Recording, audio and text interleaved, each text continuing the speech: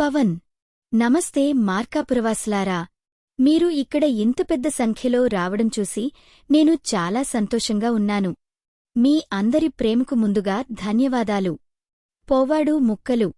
ఇక్కడ ఉన్న ప్రతి ఒక్కరూ, చిన్న పిల్లల నుంచి పెద్దవారి వరకు, యువత, వృద్ధులు, ఫ్యాన్స్ మన ఉద్యమానికి శక్తి ఇచ్చారు.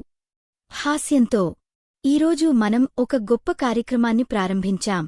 మార్కాపురానికి 1,290 కోట్ల రూపాయలు తాగునీటి ప్రాజెక్ట్. దీనివల్ల ప్రతి ఇంటిలో సక్రమంగా, శుద్ధంగా నీరు వస్తుంది. ఇది మీకు, మీ కుటుంబాలకు, మీ పిల్లలకు ఒక పెద్ద గిఫ్ట్.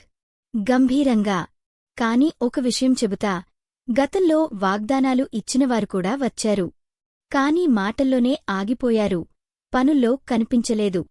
రైతు, ఉద్యోగులు, యువత ఏ విషయంలో బాధ్యత తీసుకున్నా ఏమాత్రం రిజల్ట్ లేదు. మనం మోసపోకూడదు. ఉత్సాహంగా ఇప్పుడు మార్పు సమయం వచ్చింది.